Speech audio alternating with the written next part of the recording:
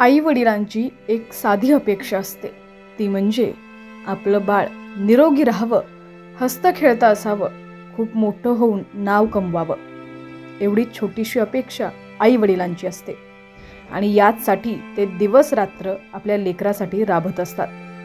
मात्र काही वेळा नियती असे काही खेळ खेळते की ज्यामुळे संपूर्ण कुटुंबावरती अक्षरशः दुःखाचा डोंगर कोसळतो.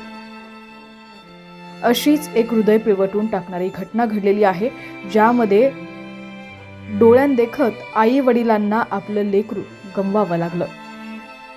संपूर्ण प्रकरण पाहूयात. त्याआधी तुम्ही HPN मराठी न्यूज चॅनलला सबस्क्राईब केलं नसेल तर नक्की सबस्क्राईब करा आणि बेल आयकॉनवर क्लिक करून नोटिफिकेशन्स मिळवा, जेणेकरून आमचे अपडेट्स लवकरात लवकर तुमच्यापर्यंत पोहोचतील. तर नागपूरमधून ही धक्कादायक बातमी समोर आली आहे. या बातमीनं खळबळ उडालेली आहे. मांजरानं चावा घेतल्यानं चिमुकल्याचा मृत्यू झालाय. श्रेयांशू पेदाम, वय 11 वर्ष असं मुलाचं नाव आहे. त्याच्यावर शनिवारी सायंकाळी मांजरानं हल्ला केला होता. त्यानंतर त्याच्या काही तासातच त्याचा मृत्यू झाला. या प्रकरणी हिंगणा पोलीस स्टेशनमध्ये अकस्मात मृत्यूची नोंद करण्यात आलेली आहे.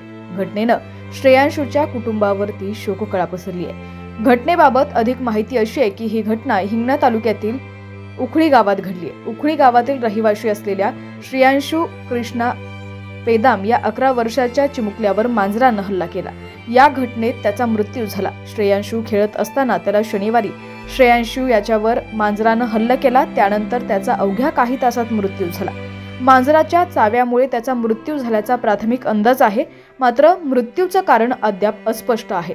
शवविच्छेदन अहवाल आल्यानंतरच त्याच्या मृत्यूचं नेमकं कारण समोर येणार आहे. मात्र हसतं खेळतं लेकरू अचानक आपल्यातून अशा प्रकारे निघून गेल्यानं आई वडिलांना मोठा धक्का बसलाय.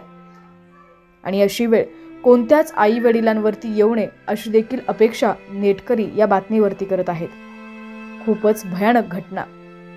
भावपूर्ण श्रद्धांजली बाळा.